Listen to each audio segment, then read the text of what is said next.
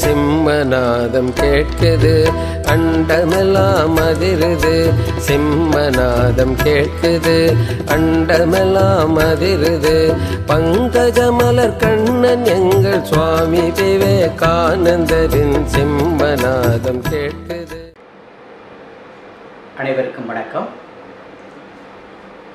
சுவாமி விவேகானந்தர் ஒரு தீர்க்கதரிசி என்ற தலைப்பிலே சில விடயங்களை உங்களுடன் பகிர்ந்து கொள்ளலாம் என்று நான் நினைக்கின்றேன்.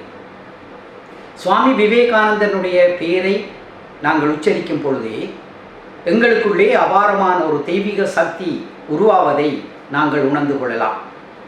சுவாமி விவேகானந்தர் யார், அவருடைய தீர்க்க தரிசனம் என்ன என்ற விடயத்தை சாதாரண மனிதர்களாகிய நாம் கூறுவதற்கு அப்பாலே பல பெரியோர்கள், பல தத்துவவியலாளர்கள் சுவாமி விவேகானந்தரை பற்றி கூறியிருக்கின்றார்.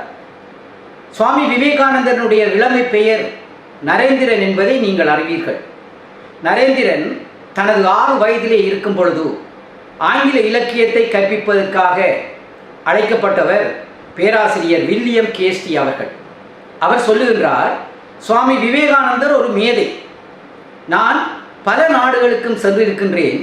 சுவாமி விவேகானந்தர் போன்று ஒரு திறமைசாலியை என்னுடைய வாழ்நாளிலே நான் காணவில்லை. எதிர்காலத்தில் அவர் ஒரு சரித்திரம் படைக்கப் போகின்றார் என்று வில்லியம் கேஸ்டி என்ற பேராசிரியர் சுவாமி விவேகானந்தரை பற்றி கூறுகின்றார். ரவீந்திரநாத் தாகூர் சொல்லுகின்றார், நான் சுவாமி விவேகானந்தனுடைய சொற்பொழிவை கேட்டிருக்கின்றேன். அதன் பிற்பாடு இந்தியாவின் மீது கூடுதலான பற்று எனக்கு ஏற்பட்டதென்று கூறுகின்றார். பாரதியாரோ கூறுகின்றார், சுவாமி விவேகானந்தர் சிந்திக்காத விடயங்களே கிடையாது. சுவாமி விவேகானந்தருக்கு தெரியாத சித்தாந்தங்களே கிடையாது. சுவாமி விவேகானந்தனுடைய அறிவு திறனுக்கு கட்டுப்பாடு கிடையாது. சுவாமி விவேகானந்தருக்கு தைரியம் என்ற விடயத்திலே தடை கிடையாது. கிருஷ்ணருக்கு பிற்பாடு சுவாமி விவேகானந்தர் என்று எங்களுடைய பாரதியார் அவர்கள் குறிப்பிடுகின்றார்கள். இத்தகைய உன்னதமான பெரியோர்களால் கூறப்பட்ட இந்த கருத்துக்களிலிருந்து சுவாமி விவேகானந்தர் ஒரு பேராளன், ஒரு தீர்க்கதரிசி என்பதை நாங்கள் அறிந்து கொள்ளலாம். பாரதியார கூற்றிலிருந்து நான் என்னுடைய இந்த சிந்தனையை ஆரம்பிக்கலாம் என்று நினைக்கின்றேன். கிருஷ்ணருக்கு பிற்பாடு சுவாமி விவேகானந்தர். கிருஷ்ணர் நாம் அறிவோம், மகாபாரத போரை கச்சிதமாக முடித்தவர். குருஷேத்திர போர் என்று சொல்லப்படுகின்ற அந்த மகாபாரத போரிலே அர்ஜுனனுக்கு தேரோட்டியாக இருந்து பாரத போரத்தை வென்றது மாத்திரமல்ல, எங்களுக்கு பகவத்கீதை என்ற அந்த உயர்ந்த நூலையும் எங்களுக்கு அருள் செய்தவர் மகா கிருஷ்ணர். அதே போன்று எங்களுடைய சுவாமி விவேகானந்தனுடைய குருஷேத்திர போர் என்ன என்று நாங்கள் ஆராய்ந்தால் அதுதான் சிக்காகோ சொற்பொழிவு.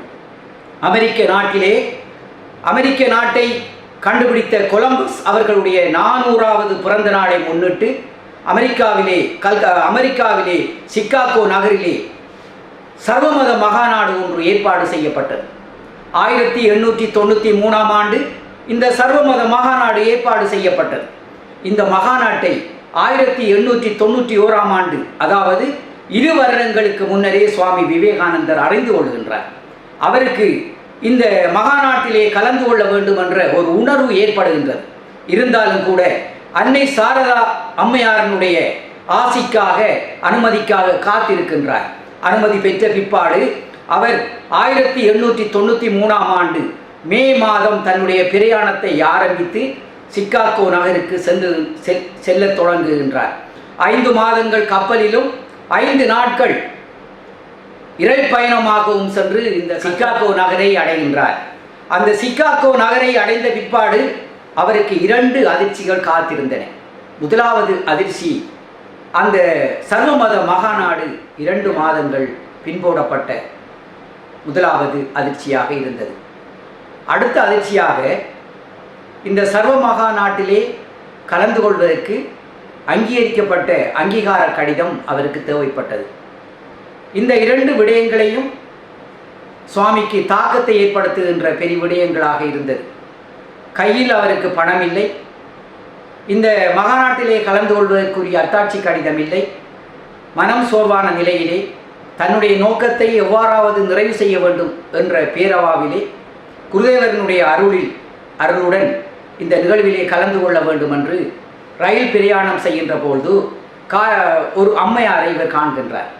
அந்த அம்மையாரிடம் இவருடைய பிரச்சனை சம்பந்தமாக பேசிய போது அந்த அம்மையார் தன்னுடைய வீட்டுக்கு சுவாமி விவேகானந்தரை அழைத்து செல்லுகின்றார். அந்த அம்மையாருடைய வீட்டிலே கிரேக்க மொழி பேராசிரியர் கென்றி அவர்களுடைய தொடர்பு சுவாமி விவேகானந்தருக்கு கிடைக்கின்றது. தன்னுடைய பிரச்சனையை சுவாமி விவேகானந்தர் அவர்கள் சொல்லுகின்றார். இந்த பிரச்சனையை உள்வாங்கிக் கொண்ட இந்த பேராசிரியர் தன்னுடைய கையால் எழுதிய கடிதத்தை, அங்கீகரிக்கப்பட்ட கடிதத்தை சுவாமி விவேகானந்தருக்கு வழங்குகின்றார். இந்த கடிதத்துடன் சுவாமி விவேகானந்தர் இந்த அமெரிக்காவிலே நடைபெறுகின்ற சர்வத மகாநாட்டிலே கலந்து கொள்வதற்காக சென்று விடுகின்றார். மகாநாடு ஆரம்பமாகின்றது. 10,000க்கு மேற்பட்ட மக்கள் கூட்டம், 10 மதங்களுக்கு மேற்பட்ட பல பேராளர்கள், இந்து மத துறவியாக ஒரு இளைஞனாக 30 வயது இளைஞனாக சுவாமி விவேகானந்தர் அங்கு தோற்றம் பெறுகின்றார். அனைவரும் எழுந்து பேசுகின்றார்கள். சுவாமி விவேகானந்தரை பேச்சுக்கு அழைக்கின்றார் அந்த விழாக்குழு தலைவர். மனத்தைரியம் அற்ற நிலையிலே சுவாமி விவேகானந்தர் பேச்சுக்காக எழும்பி வருகின்றார். குருதேவரை தன் கண் முன்னே அவர் நினைத்து கொண்டு வருகின்ற வேளையிலே அவருடைய முகத்திலே மாபெரும் பிரகாசத்தை அங்கிருந்த மக்கள் அவதானிக்கின்றார்கள். அவருடைய நடையிலே ஒரு தெய்வீக உணர்வை அவர்கள் அவதானிக்கின்றார்கள். அனைவரையும் சுவாமி விவேகானந்தர் விழிக்கின்றார்.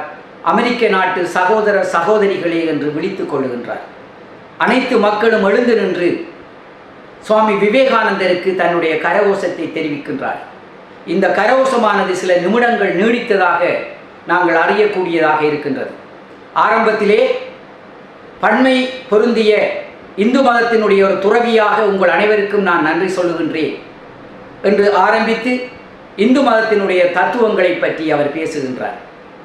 அந்த மண்டபத்திலே கூடியிருந்த அனைவரினருடைய கவனத்தையும் ஆர்வத்தையும் சுவாமி விவேகானந்தர் தன்னுடைய பேச்சிலே குறிப்பிடுகின்றார். அனைவரினுடைய பேச்சையும் விட சுவாமி விவேகானந்தனுடைய பேச்சு உயர்ந்த நிலையிலே பார்வையாளர்களால் போற்றப்பட்டதாக பத்திரிகைகள் எல்லாம் எழுதியிருந்தன.